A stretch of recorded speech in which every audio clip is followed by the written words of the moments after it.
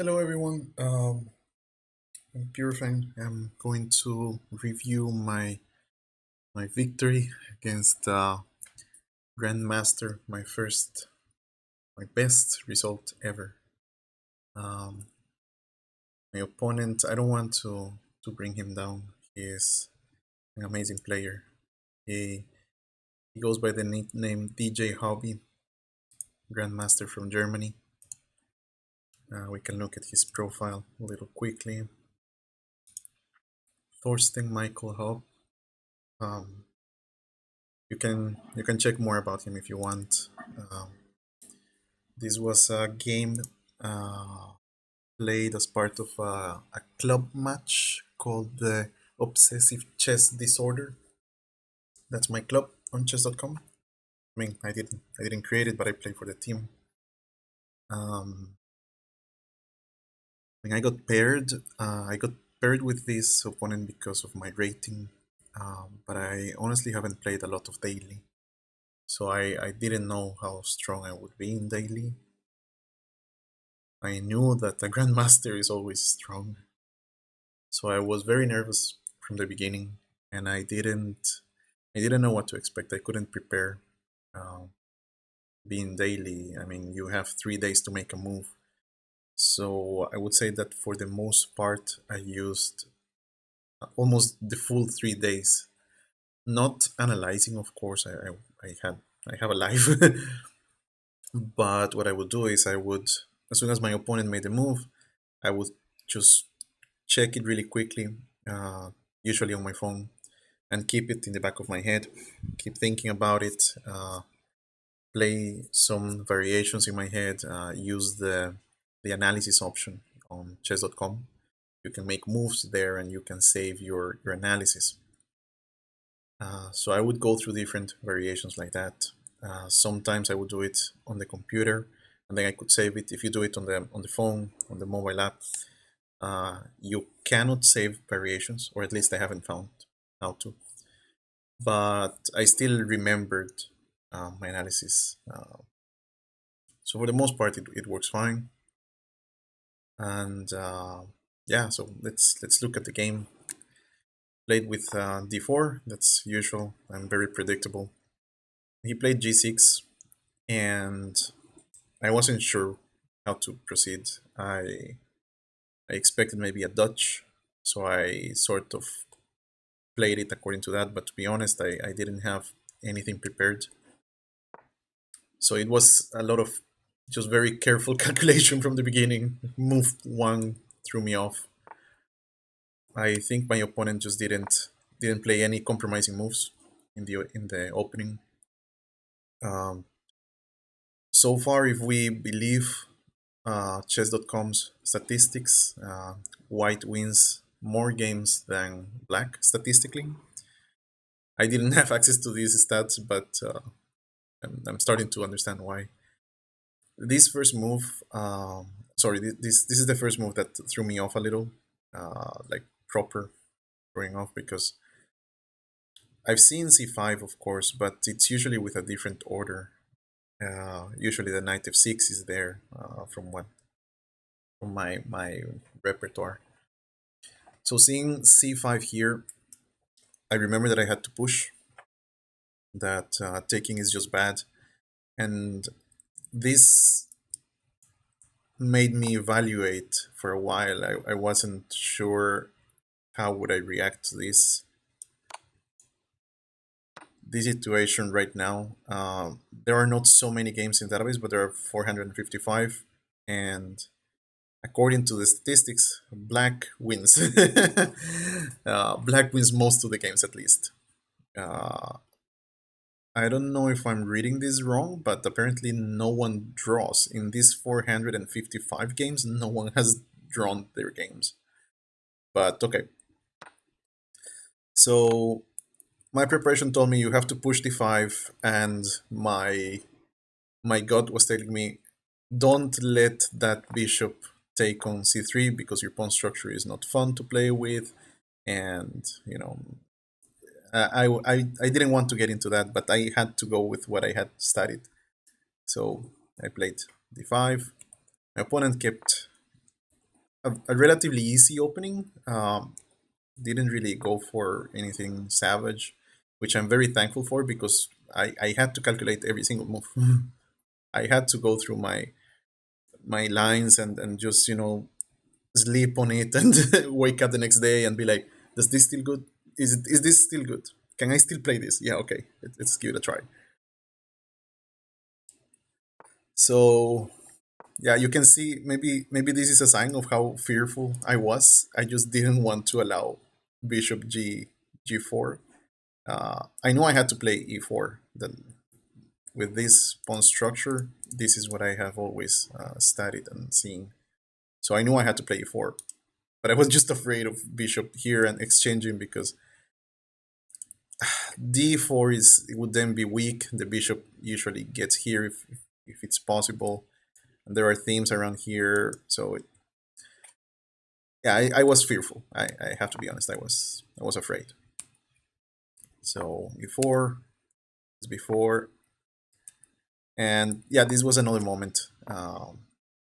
This was another moment where I knew that I had to play bishop d3 or bishop d2. These were the only two moves that I considered at this point.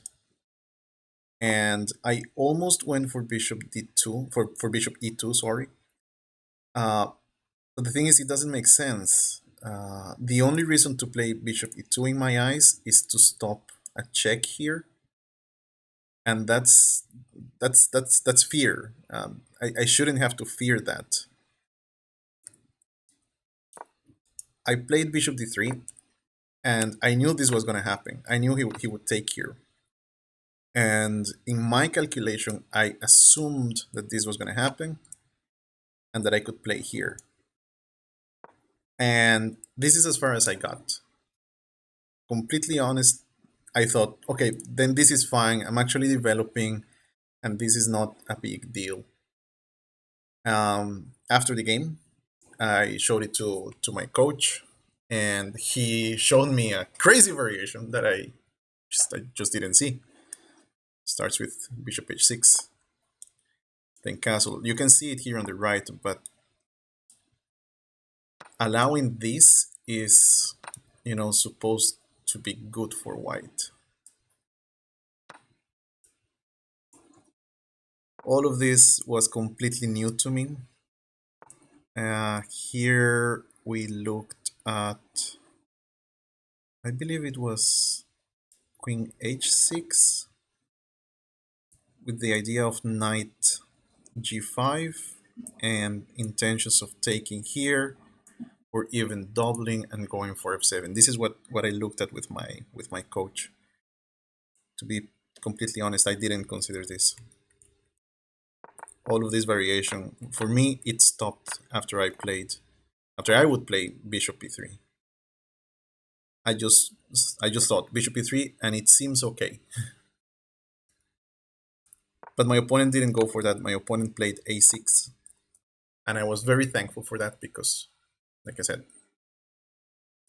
I would not have castled after bishop h6. I would probably have played, I don't know, queen d2 or something else. I completely missed bishop h6. But he played a6 and I castled right away because I didn't want to allow this. He goes b5. So this is the moment, like all of this, the last couple of moves show that I was just not prepared for this opening. Uh, I think it's still fine. I think nothing is, hanging or anything like that, but I was uncomfortable. I was uncomfortable. Here, I think the only coherent move is this. My opponent played bishop d7, which I think is fine. Um, I understand what he's going for, but at the same time, this is the only move, but it's a really good move. I mean, my opponent is trying to establish these two pawns in the center, get rid of this, and maybe roll them, make use of the bishop, the long diagonal, uh, put some pressure, maybe undermine my pawn structure on the queen side. So it makes sense to me, but at the same time, I'm gaining a pawn, maybe. And if I can hold these guys, if I can hold this pawn structure, this little pawn chain, that's gonna be good. So he played knight b7. Yeah, this was another idea.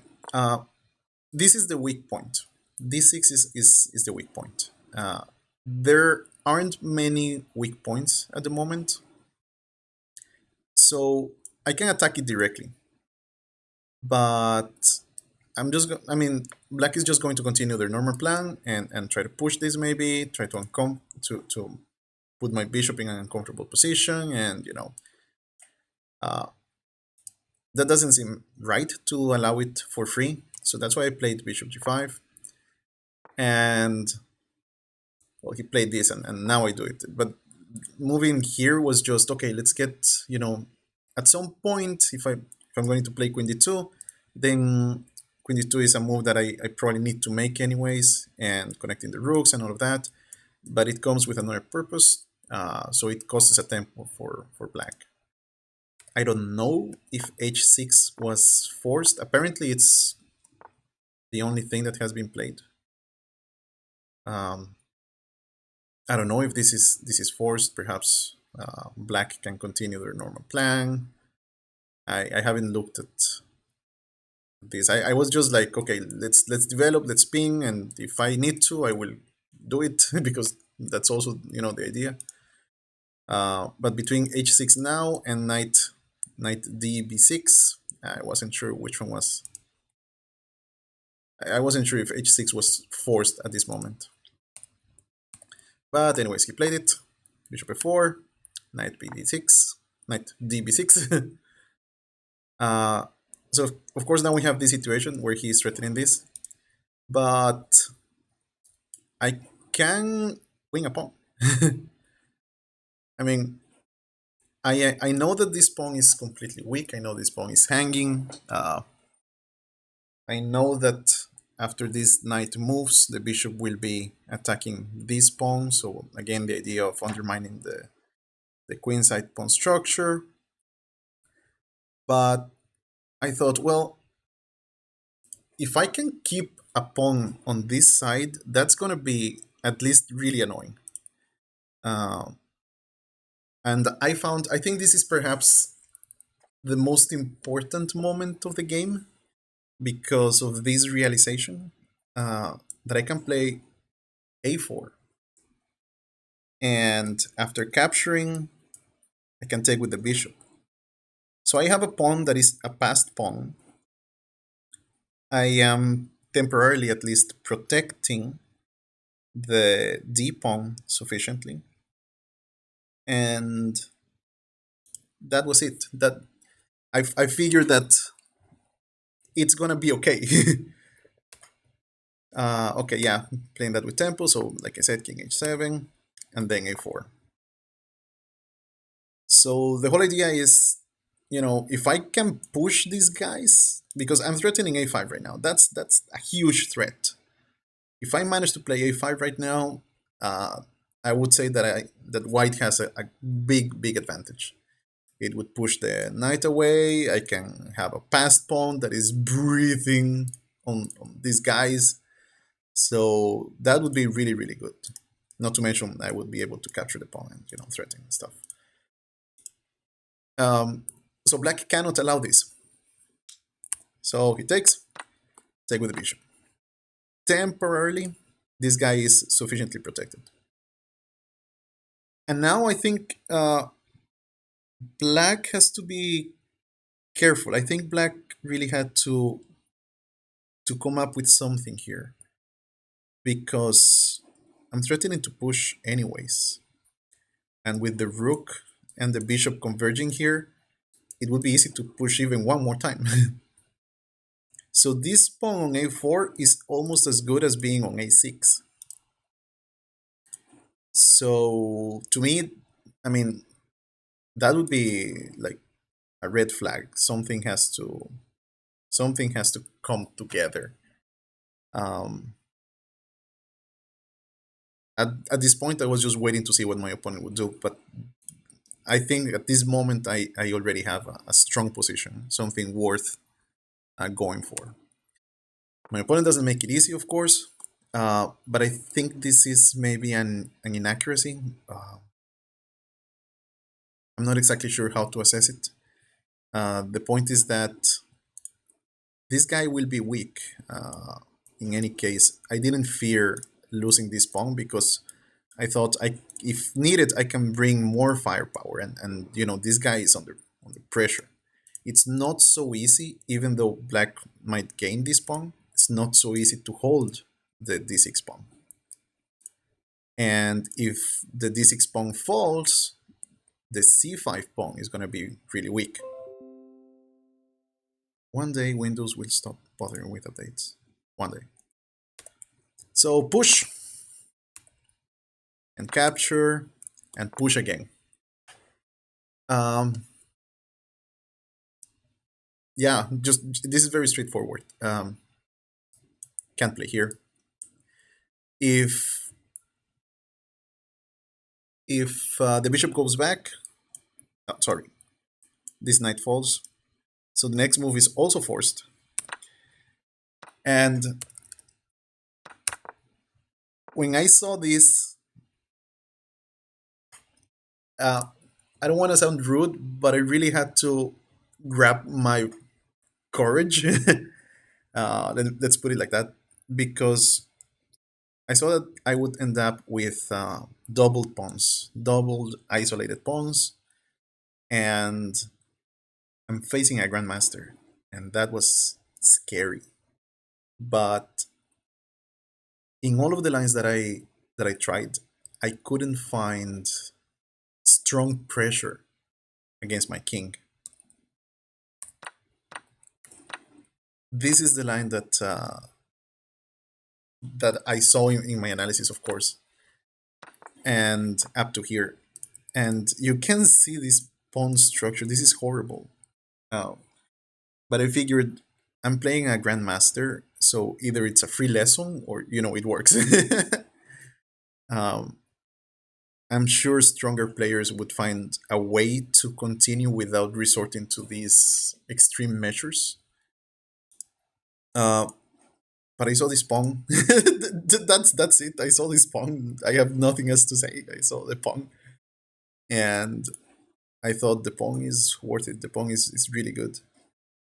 At the same time, this pawn is stopping the advance of these guys. Like I said, there's pressure against this pawn. It's not so easy to advance them and create chaos. It's not so easy for this rook to get into the game. This bishop at the moment is blocked, but the knight doesn't have great squares. For example, if they would play here, I can just take, or take and take and threaten, and it's if the knight goes here, that's not a great square for the knight. So what's the plan for this knight? Where is it going? But of course, it needs to move if this bishop wants to do anything with his life. So uh, I don't know.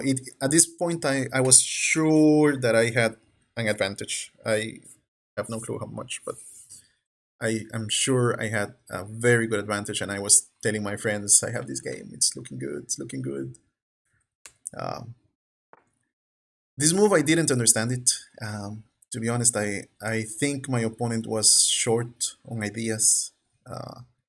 It's not like I can suggest anything. Maybe something like this. But the thing is, this is falling. I couldn't suggest anything because this allows me to develop with tempo. So look at this. And this next little maneuver, I'm happy I found it because this was really important during the game. My opponent is allowing me to move my bishop with a tempo. Of course, I cannot move the bishop here and attack the rook because the queen could just take it. I looked at bishop e2, but it didn't look great. I can just go here, for example, and I don't know, it's not terribly clear.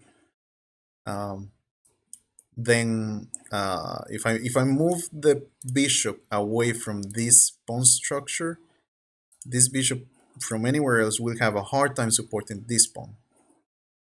So to me, it was very clear that my bishop had to stay on this side of the board. Well, you get the idea. It has to stay on this side of the board. So the way to do that I found was to play here. So it doesn't accomplish anything in itself, but there is a lot of coordination between these pieces. Where can the queen move? If the queen moves here, I accomplish my objective, which is to bring the rook up. If, well, the queen had to go back, and then I managed to bring the rook up. Um, all of this, just trial and error, try to find different things. If you look at the position again, it's the queen who is moving, the rook is not moving, the bishop is not moving, the knight is moving, and meanwhile, all of my pieces are active. All of my pieces are doing something. So I was really, really happy. I was ecstatic. Here, I think I almost ran out of time. I know it was 3 days per move, but I felt that there had to be something amazing. I felt that there had to be some I don't know, discovered attack against the rook. I mean, the rook is lined up with the bishop. There had to be something, and I couldn't find it. So I just pushed.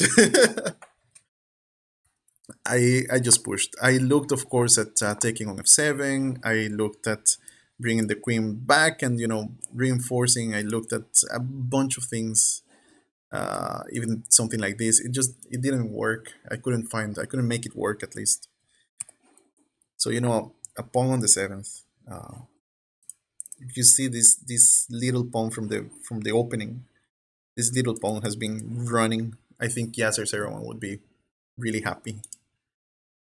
Uh, so now this rook has a job, has to stop the pawn from promoting, and we are on move 25, and the rooks are not connected, and it doesn't look great for black.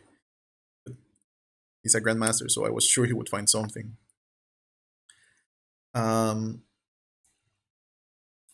Yeah, try.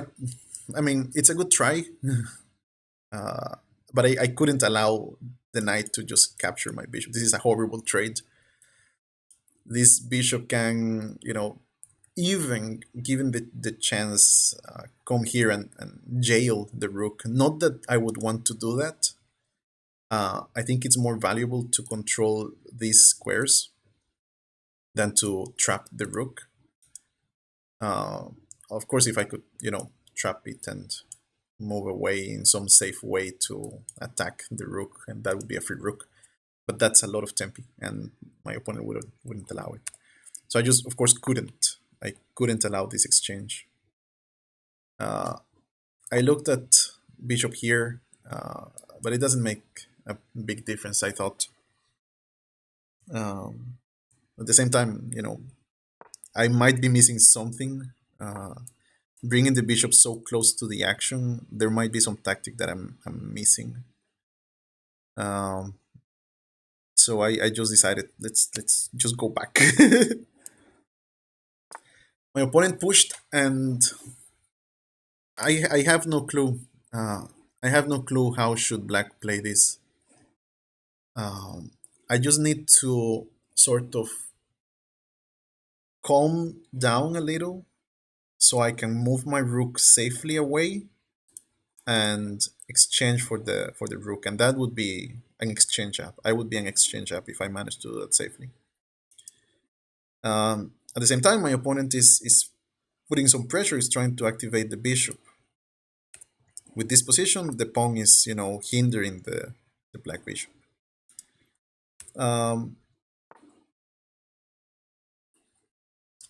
Black is pushing the pawns, of course, but I never felt pressure. I never felt this plan was uh, safe or complete in any way. I felt that the queen is the one doing most of the work. The bishop is trying to get active, but this knight is not doing anything. It doesn't even have a good forward square. The rook is doing nothing. It's not easy for black to move. So exchanges, and here I don't know why, but I expected my opponent to take with the pawn. I know that the idea is to activate the bishop, but when I was looking at this in my analysis, I expected to take with the pawn because there is some coordination between the rook, the bishop, and the queen. And this pawn protected by the bishop would stop that in a way. I, of course, know that it's not easy to do something with it. Um, and other ways can be tested for white. Again, problems with development. But anyways, had to move the rook. I think because I looked quickly at the computer analysis after here in the chess.com retry options and stuff. I don't know. And I think it liked better to play rook d1, which it makes sense, I guess. Putting some pressure to maybe eventually try to exchange pieces. But I thought at this moment that counterplay for black would probably go around this point. Maybe manage to jump the knight, give a check. If the knight manages to get safely to f4, a queen here would be catastrophic. So I thought rook a4 with the idea of protecting against g4 checks and f4. I thought that was wise, because if I have to give up this pawn, which doesn't look like, if I have to give up this pawn for stopping checkmate or stuff, of course I will do it. But that never happened. So yeah, the queen gets active. This is still nothing that I was afraid of. I still thought this was good. I still thought I had a big advantage.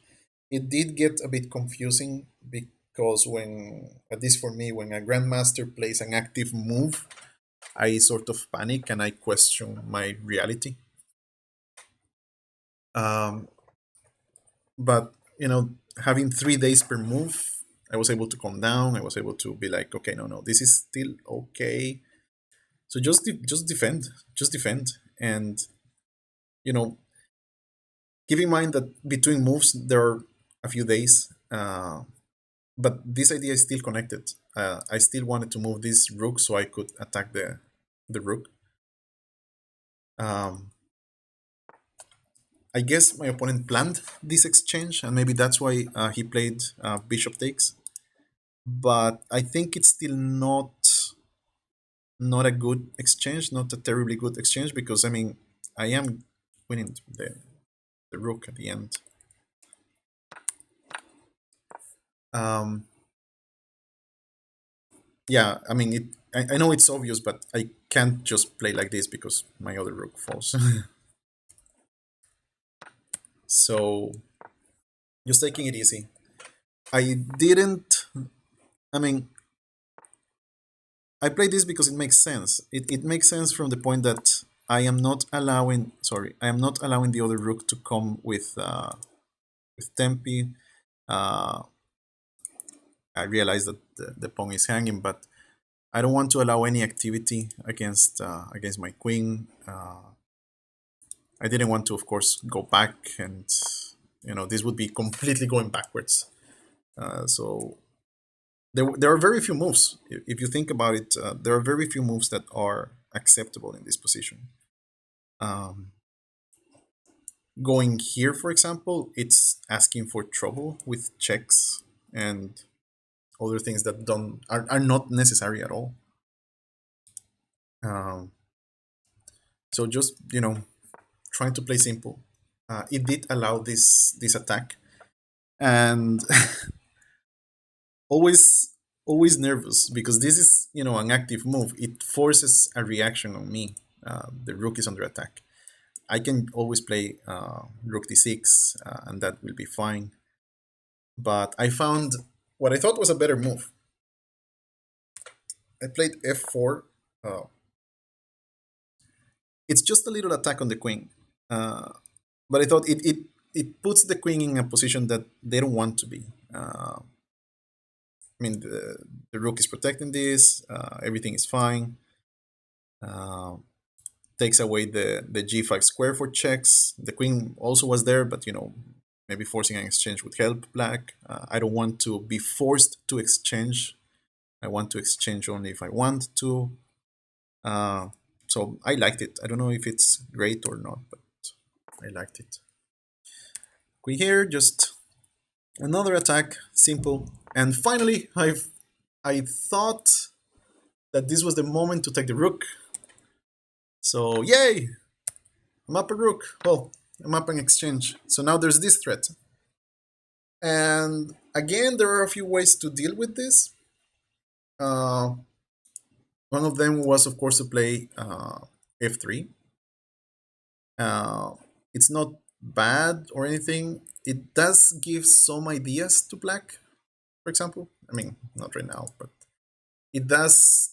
It does give some air, some hope, maybe, and I just don't want to allow anything. I know it's greedy. I saw some variations where uh, I think it was before, or I at least feared some variations where black could bring the knight to b6, because then that would of course stop me from pushing. Uh, even if the even if I managed to get the exchange, having a knight on b6 would be less than ideal for me. But that was one of the variations that I looked at. It didn't happen, thankfully. So here I just decided to bring it up. I am encouraging this though. I am aware of that. But my point was to bring the rook up, and maybe in a good day my opponent would actually exchange. And having pressure here, getting the queens off the board, I was fine with that because my plan is very simple. Once the rook is on the seventh rank, I can go to b7 and b8, and then I get a new queen. So if I could entice an exchange of queens safely, I would do that. So knight here, no problem. And here, at this point, I think black is completely lost. I I don't think it was a single move. I don't think my opponent blundered in any way. But I think my opponent failed to find a good plan for black and allowed me to just do everything I wanted.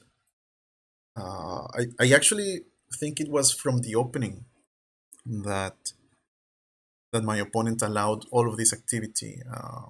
I haven't looked exactly at how many moves since the rook did something, but it doesn't feel like the pieces were active in any way. I think maybe he was more trying to scare me with queen moves. For example, when he played queen b6, I think he was just you know probing, saying how I would react, see if I flinch or not.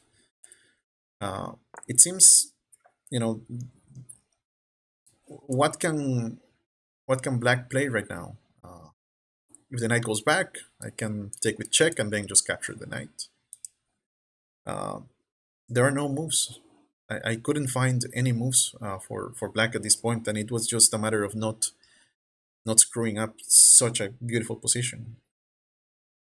My opponent took here, which I thought, yeah, well, I mean, two measly pawns for the knight. I mean, the knight wasn't doing anything, but it just highlights how bad the position was.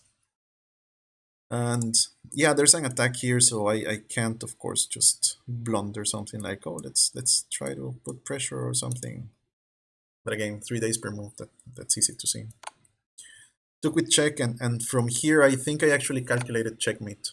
Um, the only option for my opponent is to find some perpetual check, but the queen is here, the rook is here, the other rook is here, and there are a lot of holes for the king. So there was nothing to do at this point. I'm threatening to come here with check. I'm threatening to come here with check. Possibly even here with check. Here if needed. You know, there were so many holes around the black king. There was nothing to do, I think. So my opponent went for check, check, and there are no more checks. Look at this. It's amazing, but the queen is so close, but not able to check. And yeah, it's guarding g6 against this check, but there's always this other check. And that's actually what happened. Here my opponent resigned. It's a pretty simple checkmate sequence. Move whatever, and checkmate. Move here, and check first here. And I think there's checkmate here, or there are checkmates everywhere. There are checkmates everywhere. I just got the notification that I'm running out of space. But in a nutshell, this was the game. There was a lot of calculation on my part. I spent many hours. I'm not even kidding. I remember because I was also on vacation, so it was pretty hard to play. I think from what was it? Maybe from here. I think these 3 or 4 moves, I couldn't spend as much time as I spent before, but it was still no less than 2 or 3 hours per move that I just, along the period of time that I was allowed to use, 3 days per move. It was still a lot, but it paid off. I have to say that most of the times when I made a move, my opponent replied within 5 minutes. So I do think he underestimated. I think he underestimated how much time I was putting into it. Um, I think he just didn't care much, maybe. But I mean, I'm absolutely sure in an over the board game he would crush me. But still, this is a win. I still won against the Grandmaster, and I am incredibly happy. I celebrated with sushi. It is that big. I still look at the final position, and I did click on that, didn't I? Yeah, I still look at the final position, and it's just beautiful. I can't believe it happened.